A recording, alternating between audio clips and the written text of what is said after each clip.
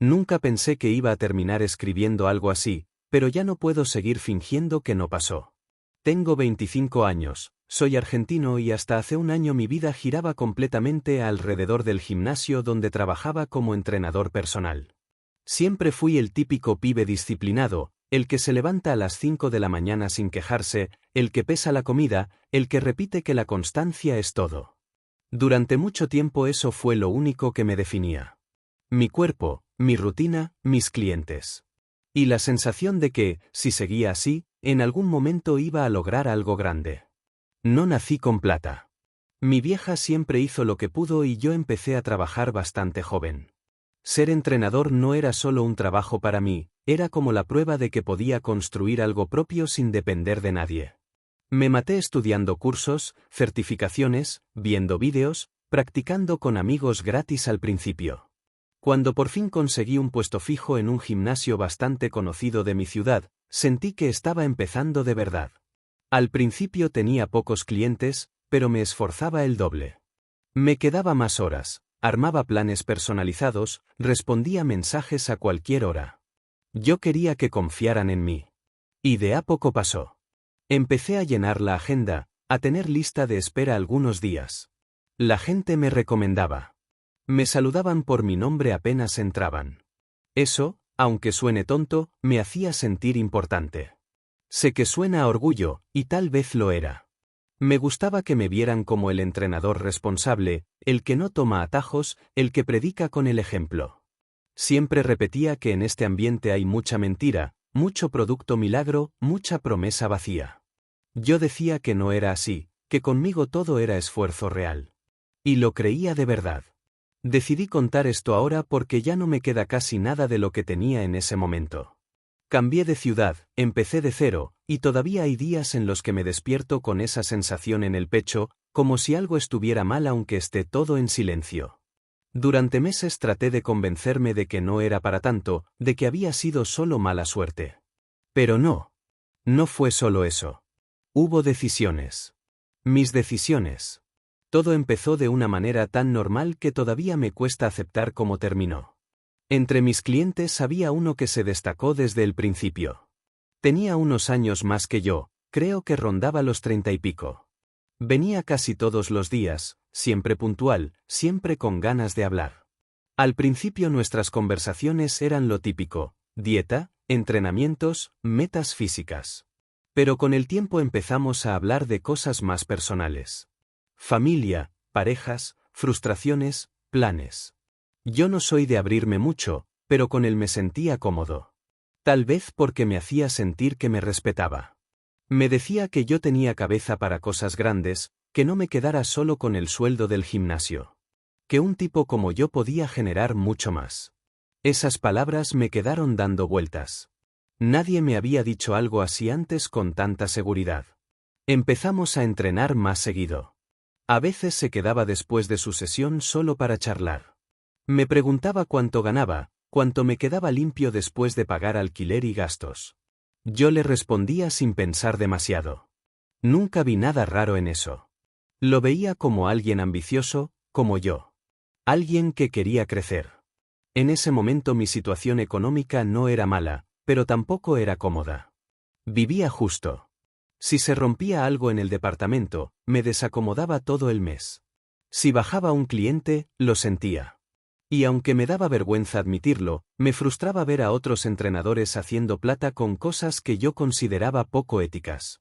A veces me preguntaba si yo era demasiado rígido.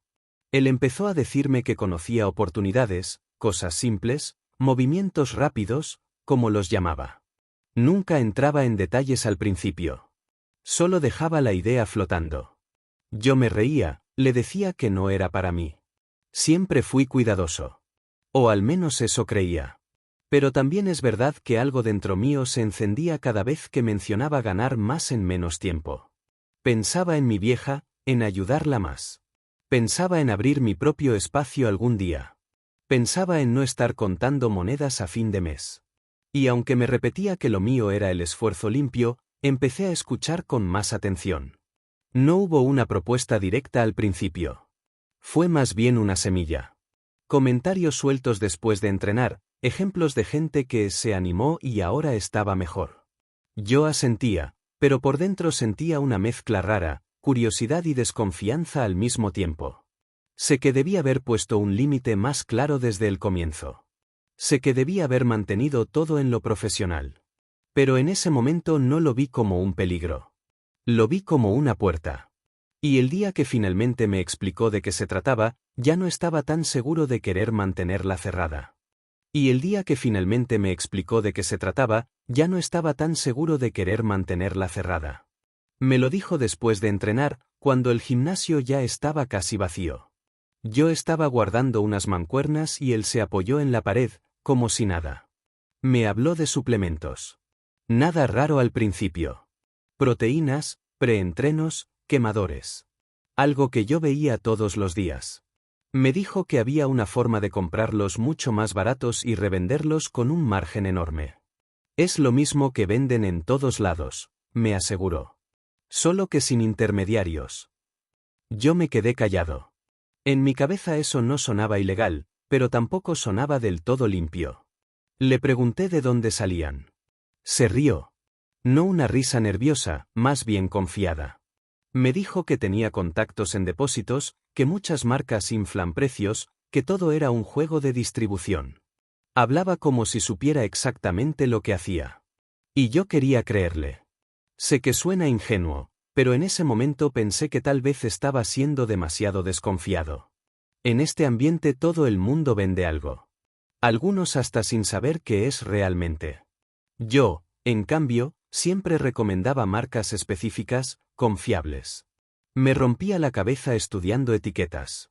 Entonces cuando él me dijo que era la misma calidad, que era una oportunidad para independizarme, algo dentro mío se movió. Le dije que no estaba seguro. Que mi nombre estaba en juego.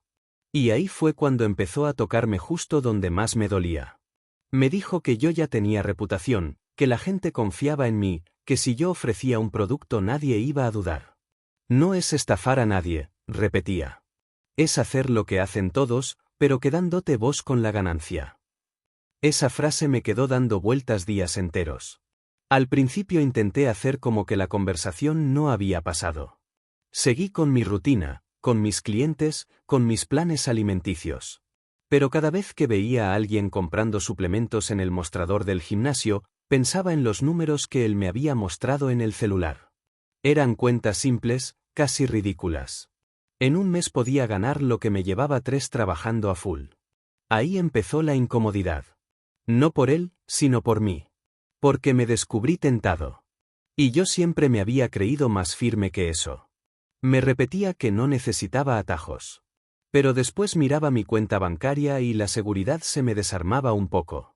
Un par de días más tarde volvió al tema. Esta vez fue más directo. Me mostró fotos de cajas, depósitos, incluso supuestos análisis de laboratorio. Yo no entendía mucho de esos papeles, pero parecían oficiales. Me habló de otros entrenadores que ya estaban metidos y que nadie había tenido problemas. Me dijo que podía empezar de a poco, probar con pocos clientes. Ahí sentí algo raro en el estómago. No miedo exactamente. Más bien una presión. Como si estuviera frente a una decisión que iba a marcar algo, aunque no supiera qué. Le pregunté por qué necesitaba que yo participara si ya tenía a otros. Me respondió que yo tenía algo que los demás no, credibilidad.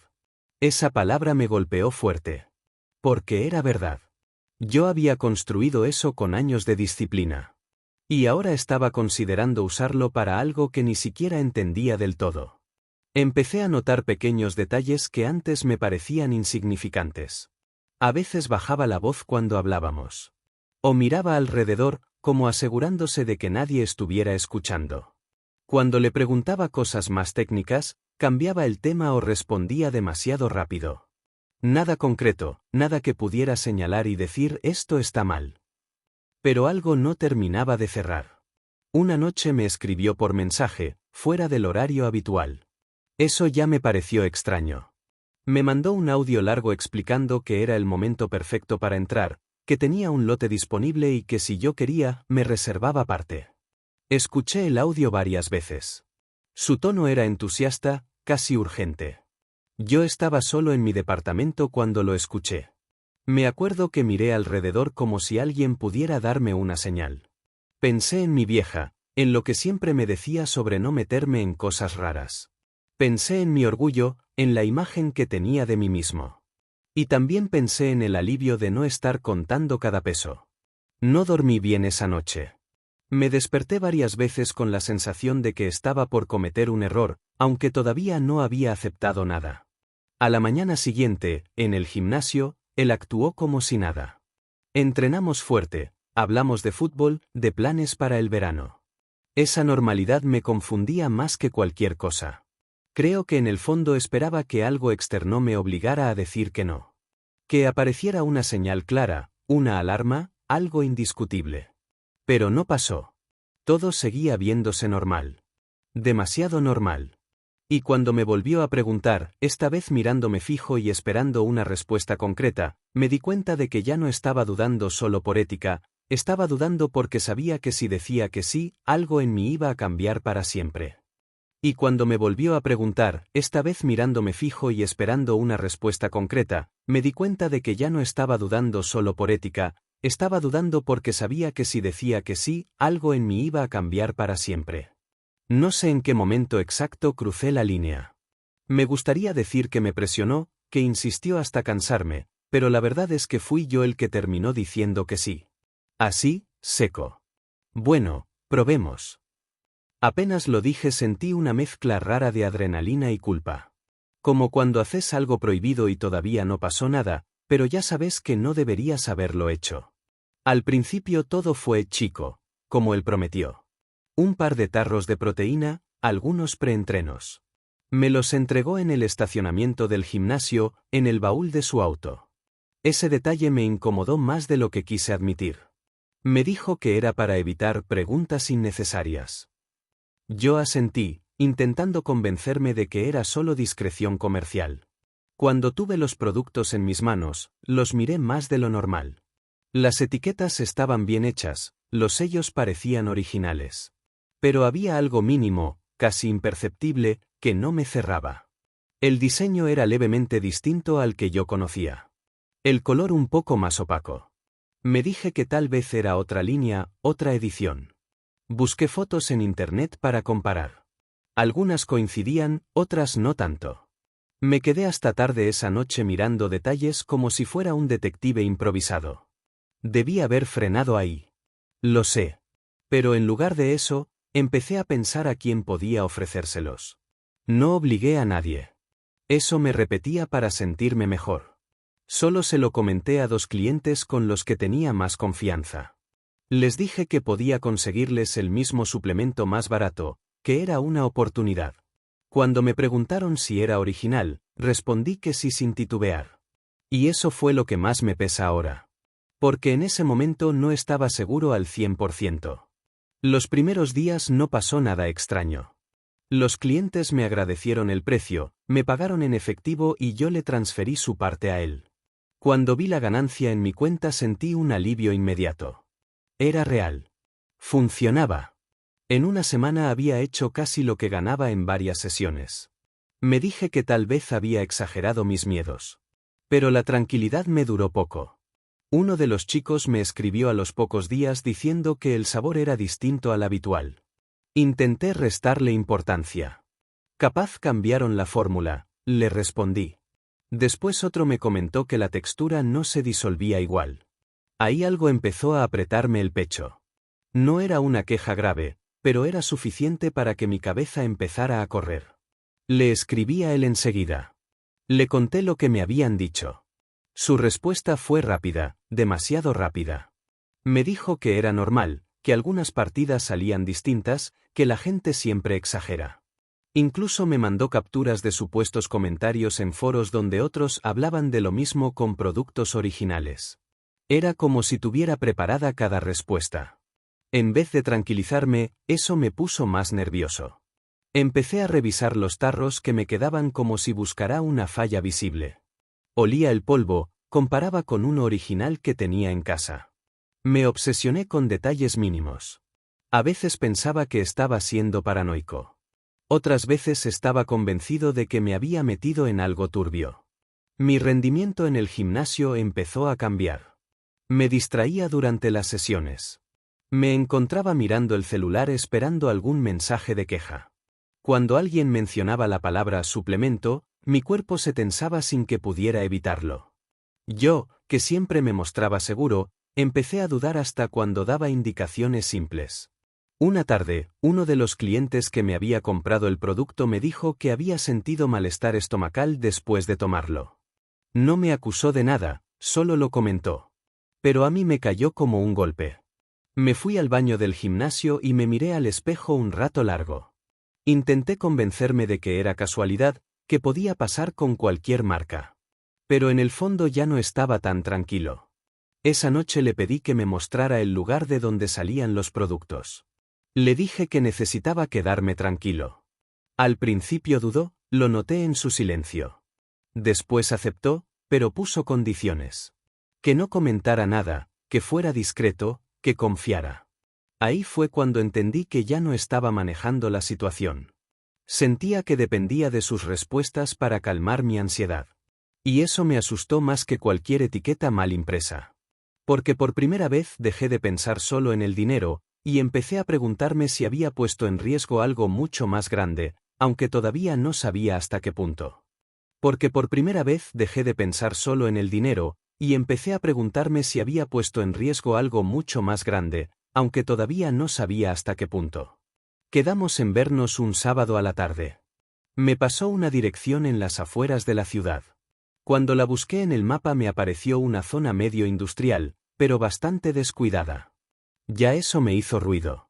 Intenté convencerme de que muchos depósitos son así, que no todo tiene que verse prolijo para ser legal. Igual fui con el estómago cerrado. Cuando llegué, no era un depósito grande como yo imaginaba.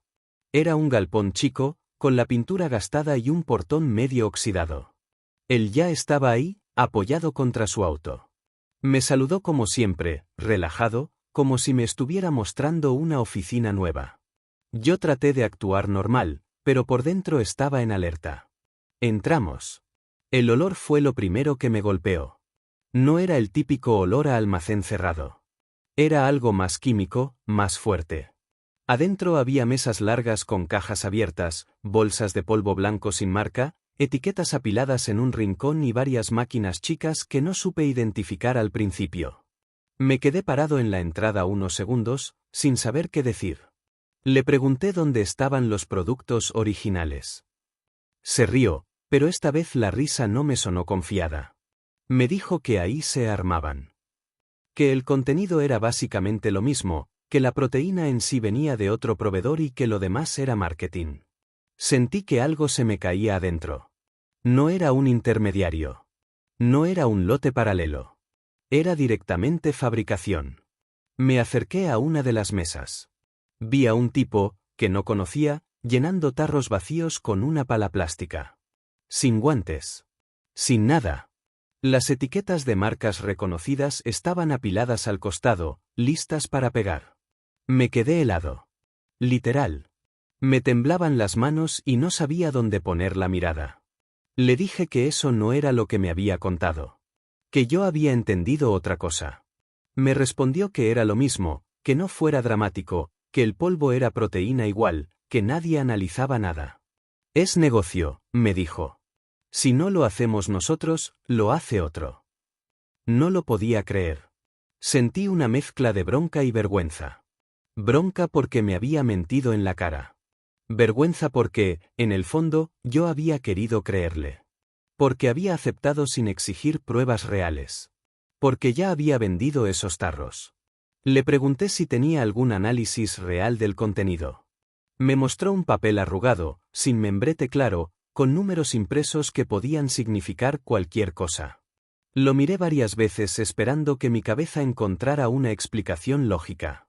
No la encontré. En ese momento entendí que no estaba participando en una zona gris. Estaba metido en algo ilegal de verdad. Falsificación directa.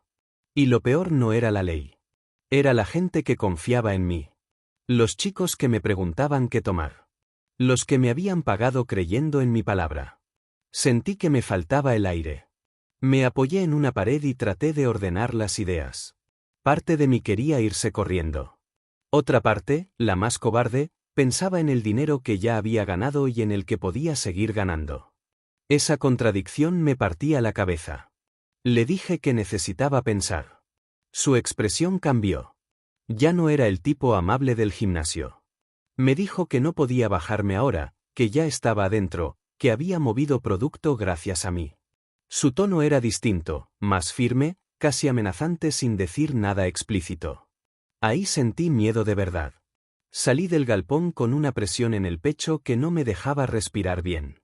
Me subí al auto y me quedé unos minutos mirando el volante. Pensé en llamar a los clientes y decirles que no tomaran más nada. Pensé en ir directo a la policía. Pensé en fingir que no sabía nada. Mi cabeza era un caos. Esa noche casi no dormí. Cada vez que cerraba los ojos veía las bolsas abiertas, las etiquetas apiladas, la pala llenando los tarros. Me repetía que tenía que cortar todo ya. Que no podía seguir. Pero también sabía que cortar no iba a borrar lo que ya había hecho. Y mientras yo trataba de decidir cómo salir de eso sin destruir mi vida, todavía no sabía que el verdadero golpe estaba a punto de llegar. Y mientras yo trataba de decidir cómo salir de eso sin destruir mi vida, todavía no sabía que el verdadero golpe estaba a punto de llegar. El lunes siguiente entré al gimnasio con una sensación horrible en el cuerpo. Me dolía la cabeza, no había dormido casi nada y tenía esa presión constante en el pecho. Intenté actuar normal, como siempre. Saludé en recepción, acomodé unas colchonetas, revisé mi agenda. Pero por dentro estaba en otra parte. A media mañana uno de los chicos que me había comprado la proteína llegó pálido. Me pidió hablar en privado. Apenas cerramos la puerta de la oficina me dijo que había terminado en una guardia el fin de semana. Vómitos, dolor fuerte de estómago, mareos. Los médicos le preguntaron si había tomado algo distinto. Cuando me lo dijo, sentí que el piso se me movía. No me acusó directamente, pero me mostró el tarro que le vendí. Me dijo que el médico le recomendó suspenderlo hasta hacer análisis.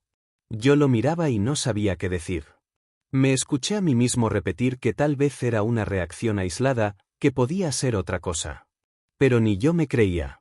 Cuando se fue, me quedé solo en esa oficina y me quebré. Literal. Me apoyé contra el escritorio y empecé a llorar como un idiota. No era solo miedo. Era culpa. Una culpa pesada, asfixiante. Yo había puesto mi nombre en algo que podía estar enfermando a alguien. Lo llamé a él enseguida. No me importó la hora ni el lugar. Le dije que esto se había ido a la mierda, que un cliente había terminado en una guardia. Su reacción me dejó helado. Me dijo que seguro exageraban, que la gente siempre busca culpables, que no entrara en pánico. Yo le grité. No recuerdo exactamente qué palabras usé, pero sé que levanté la voz como nunca antes. Le dije que me había mentido, que esto no era un simple negocio. Su tono cambió. Se puso frío. Me dijo que tuviera cuidado con lo que decía, que yo también estaba metido hasta el cuello. Que había transferencias, mensajes, clientes que podían señalarme. Esa frase me atravesó. Era verdad. No podía hacerme el inocente. Yo había aceptado, yo había vendido. Sentí que no podía respirar. Me encerré en el baño del gimnasio y me miré al espejo otra vez. Tenía los ojos rojos, la cara desencajada. Pensé en renunciar en ese mismo momento. Pensé en ir a la policía. Pensé en llamar a cada cliente y contarles todo.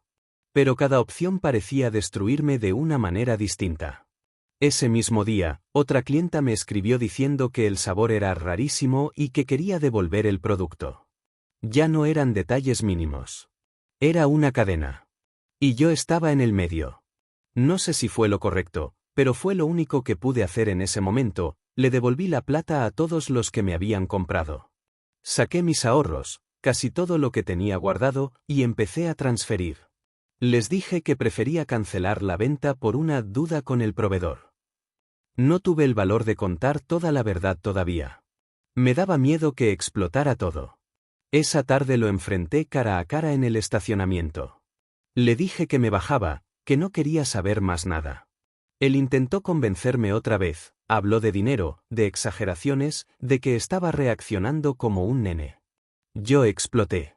Le dije que no me volviera a hablar, que había jugado con mi trabajo y con la salud de la gente. Por un segundo pensé que me iba a pegar. Se acercó mucho, demasiado. Me dijo en voz baja que no fuera estúpido, que si hablaba demasiado me iba a perjudicar solo. Me temblaban las piernas, pero no retrocedí. Creo que estaba más enojado que asustado en ese momento. Me fui de ahí sintiéndome sucio. No solo por lo que había hecho, sino por haber confiado. Por haber sido tan fácil de convencer. Esa noche apagué el celular. No quería leer más mensajes, no quería enfrentar nada más. Me metí en la cama y me quedé mirando el techo, esperando que al día siguiente todo fuera un mal sueño. Pero a la mañana siguiente entendí que el problema no se iba a quedar entre nosotros dos, y que lo que estaba por venir iba a ser mucho más grande de lo que yo podía controlar. Pero a la mañana siguiente entendí que el problema no se iba a quedar entre nosotros dos, y que lo que estaba por venir iba a ser mucho más grande de lo que yo podía controlar. Apenas llegué al gimnasio, el dueño me pidió hablar en su oficina. Cerró la puerta con una seriedad que nunca le había visto. Me mostró su celular. Había mensajes de 2 clientes preguntando si el gimnasio estaba vendiendo suplementos adulterados. Uno incluso mencionaba que estaba evaluando hacer una denuncia si confirmaba que eran falsos. Sentí que me quedaba sin sangre en la cara. Intenté explicar que yo había gestionado eso por mi cuenta, que el gimnasio no tenía nada que ver. Y era verdad. Pero mientras hablaba me daba cuenta de que mi voz sonaba débil, poco convincente. Él me miraba como si no terminara de reconocerme. Me preguntó directamente si eran originales. No supe qué decir. Dudé unos segundos que se sintieron eternos. Ese silencio fue mi condena. No hacía falta que respondiera. Creo que ahí perdió la confianza en mí. Me dijo que necesitaba proteger su negocio. Que hasta que se aclarara todo, lo mejor era que me tomara unos días.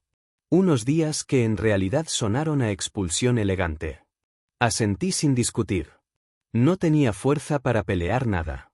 Recogí mis cosas del locker con la sensación de que todos me estaban mirando, aunque probablemente no era así.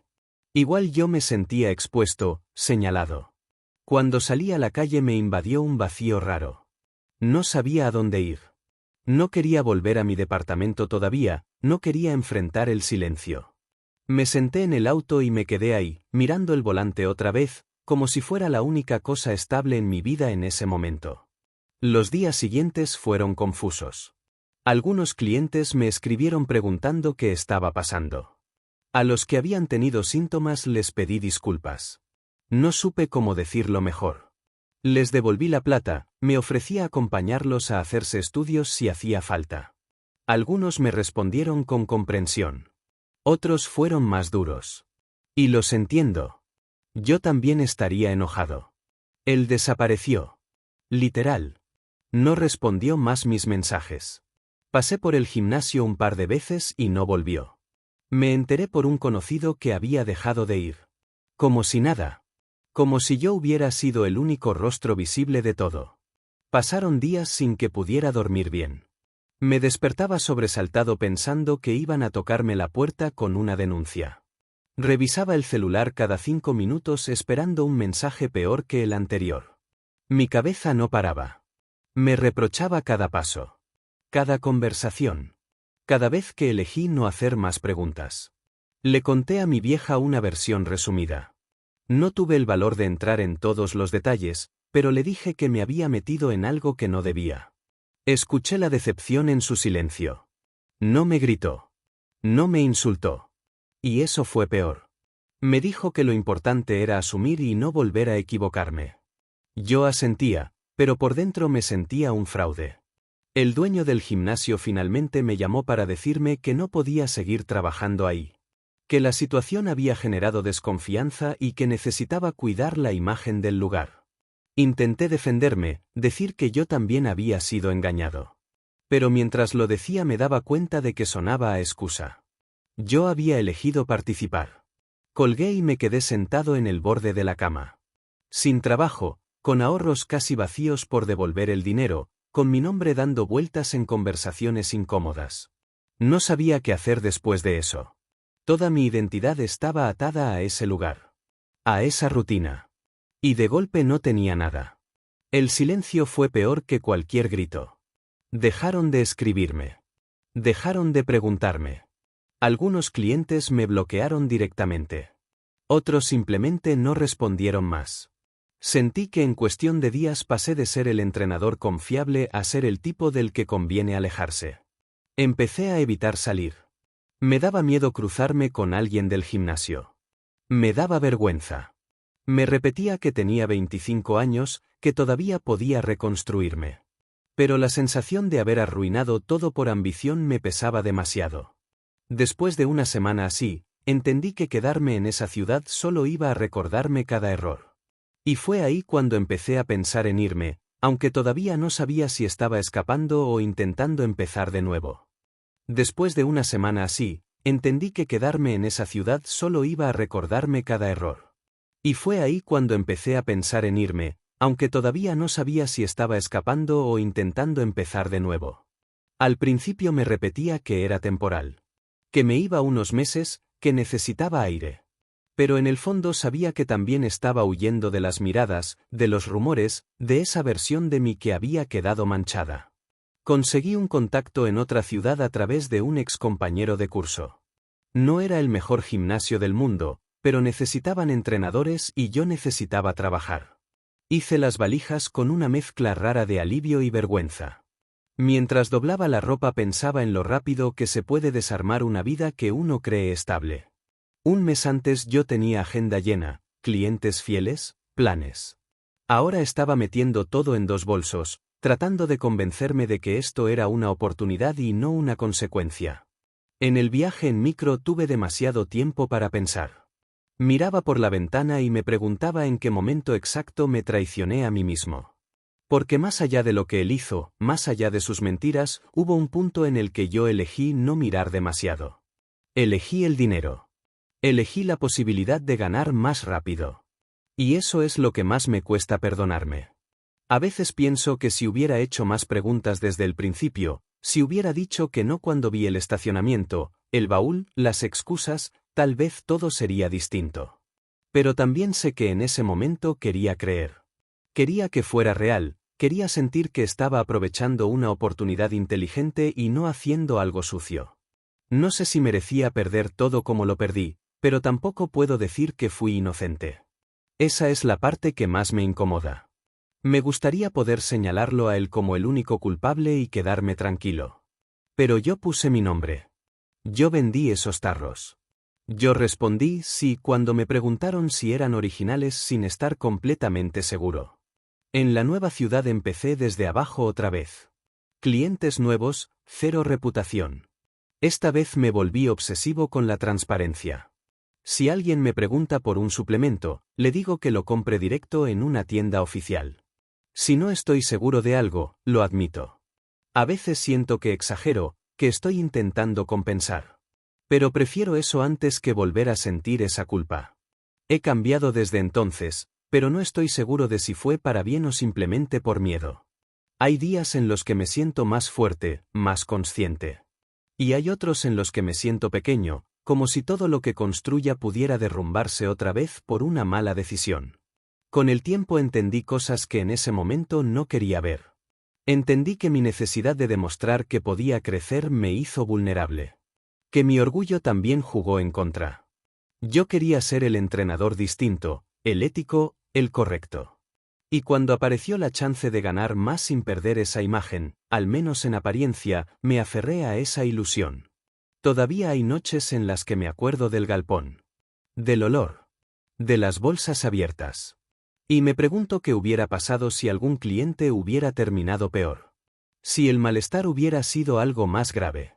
Ese pensamiento me pone la piel de gallina. Porque ahí ya no estaríamos hablando de reputación, sino de algo mucho más serio. No volví a saber de él. A veces busco su nombre en redes, como si esperara encontrar alguna señal de que pagó por lo que hizo. Pero no aparece nada. Es como si se hubiera borrado. Y eso también me deja una sensación amarga. Porque yo cargué con las consecuencias visibles, mientras él simplemente desapareció. Sin embargo, por más que me duela admitirlo, lo que más me marcó no fue perder el trabajo. Fue darme cuenta de que soy capaz de fallar de una forma que nunca imaginé. Esa imagen idealizada que tenía de mí mismo se rompió. Y reconstruirme sin esa fantasía fue más difícil que empezar en otra ciudad. Hoy trabajo, pago mis cuentas, sigo entrenando. Desde afuera mi vida parece normal. Pero por dentro hay una cicatriz que no se ve. Una alerta constante que me recuerda lo fácil que es cruzar una línea cuando uno se convence de que no es tan grave. Y aunque aprendí a seguir adelante, todavía hay algo que no he terminado de enfrentar del todo, algo que me obligó finalmente a aceptar que empezar de cero no siempre significa dejar todo atrás.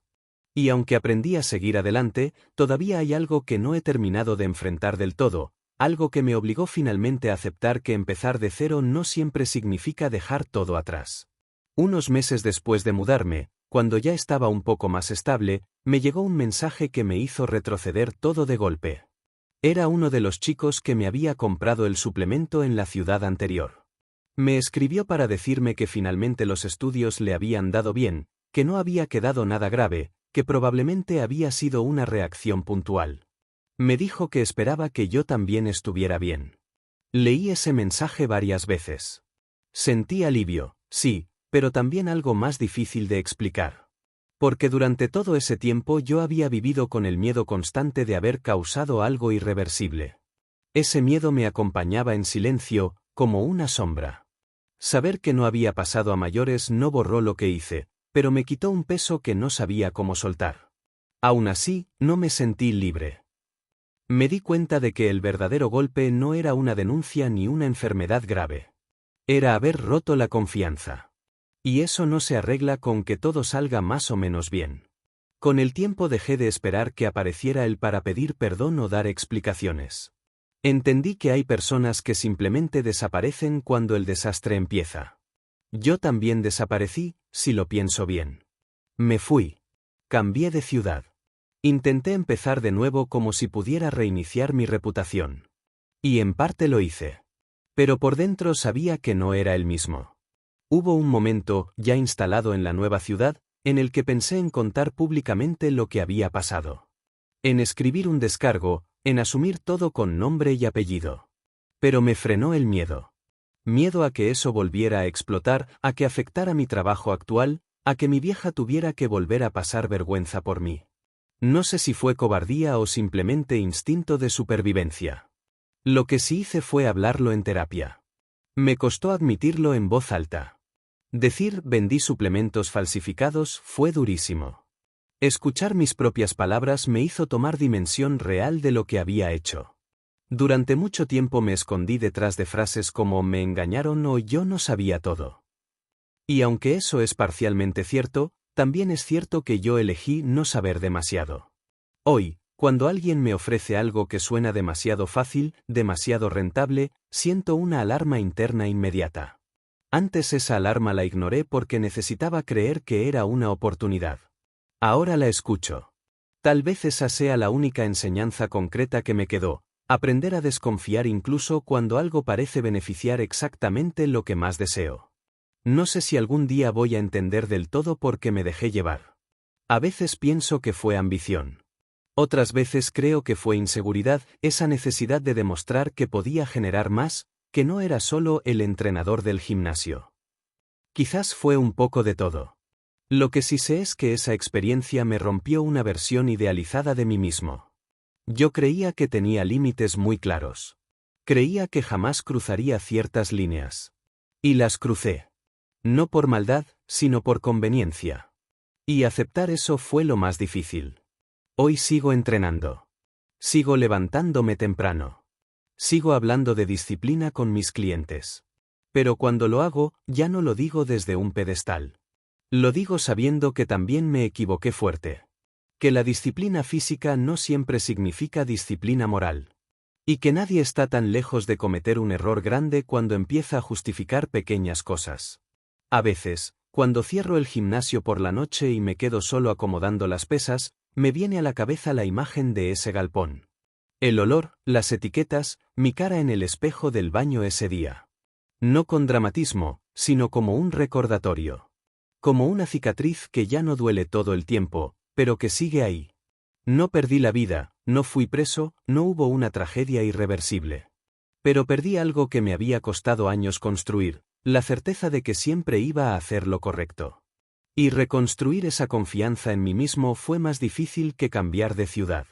Tal vez lo único que me quedó fue aprender a vivir con eso. A aceptar que fallé, que dañé mi propio nombre y que aún así sigo adelante. No como el entrenador perfecto que creía ser, sino como alguien que entendió demasiado tarde que hay decisiones que parecen pequeñas, hasta que ya es imposible deshacerlas.